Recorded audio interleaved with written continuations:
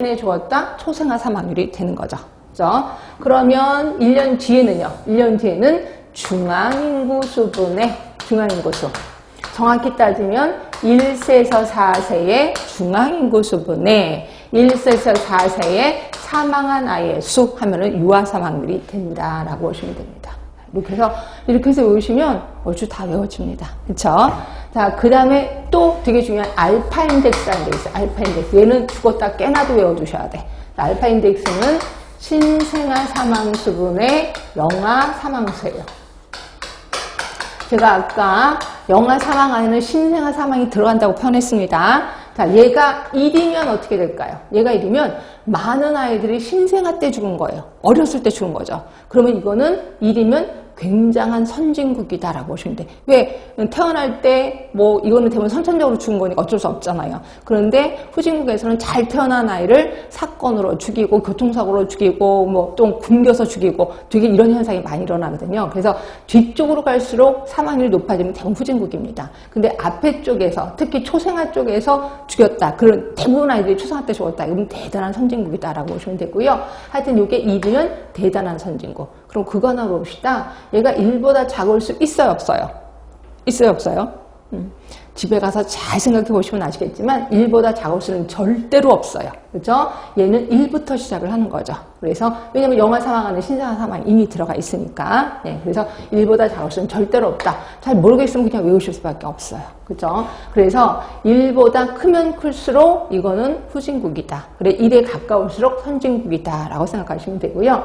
그 다음에 이런 것들도 아셔야 돼. 얘가 만약에 문제에 알파 인덱스가 점점 커지고 있다. 자, 누구를 대상으로 사업을 하느냐라고 한다면 영아를 대상으로 사업을 하셔야 돼. 자, 그럼 반면에 알파 인덱스가 작아지고 있다. 누구를 대상으로 사업을 하느냐라고 물어보시면 알파 인덱스가 작아지니까 좋은 거 아니에요? 그러니까 사업 안 해도 되지 않나요? 라고 생각하시면 오산이야. 자, 그럴 때는 뭐예요? 신생아를 대상으로 사업을 해야 되겠구나 라고 보시면 될 것 같아요. 그래서 알파 인덱스 워낙 유명하니까 좀 신경을 써주셨으면 좋겠습니다. 자, 보겠습니다. 조 사망률은 아까 얘기를 했기 때문에 그냥 넘어갈 거고 연령별 사망률도 보시면 될 거예요. 이걸 연령별 사망률은 그 나이대에 몇 명 죽느냐라고 보는 거예요. 그래서 거기 보시면 예를 들어서 5세라고 합시다. 그럼 5세의 연중앙인구 수분의 5세의 1년간 사망자 수라고 하시면 연령별 사망률이 되는 거죠. 그다음에 이제 모성 사망 비가 있고 모성 사망률이 있는데 얘도 워낙 유명해서 얘도 좀 볼까 합니다. 모성 사망 비, 그 다음에 모성 사망률이요. 얘는 기출문제로 또 나왔습니다. 자, 얘의 공통점은 뭐냐면 분자가 다 똑같아요. 분자는 뭐냐면 임신, 출산, 산욕기, 합병증으로 죽은 부인의 수야. 합병증으로 죽은 부인의 수. 죽은 부인의 수. 이거를 분자 두 개 똑같습니다. 근데 B는 우리 역학에서 배우셨을 거야. 자, B는 위아래가 따로따로라 그랬어요. 그래서 B는 출생아수예요. 분모가 출생아수. 그런데 비해서 모성 사망률은 분자가 분모에 포함이 돼야 되는 게 률이거든요. 그러니까 얘는 똑같이 분자는 똑같아. 분모는 뭐냐면 가임, 연령, 여성 인구수예요. 가임, 연령, 여성 인구수. 이게 모성 사망률. 그런데 비해서 출생아 수분을 하면 모성 사망비. 그래서 얘네들은 기출문제로도 나왔으니까 조금 신경을 써주셔야 된다. 그러니까 완벽하게 외우셔야 됩니다. 자, 그래서 보시면 모성 사망률은 가임, 연령, 여성 인구 수분에 같은 해 임신분만 산욕기 합병증으로 죽은 부인의 수라고 얘기를 했고요. 자, 그 다음에 모성 사망비 위로 올라가 보세요. 출생아 수분에 같은 해 임신분만 산욕기 합병증으로 죽은 부인의 수라고 얘기를 한 겁니다.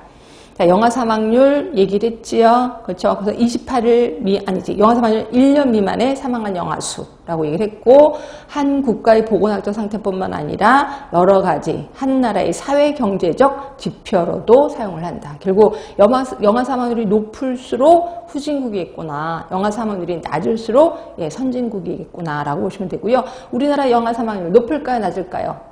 네, 낮습니다. 여기는 미국보다도 낮아요. 그러니까 미국은 영아 사망률이 꽤나 높거든요. 근데 우리나라는 낮아요. 그래서 이것 때문에 미국의 오바마 대통령이 왜 한국의 영아 사망률이 낮지? 이거를 막 그 분석을 해본 거예요. 그랬더니 그거였다면서요.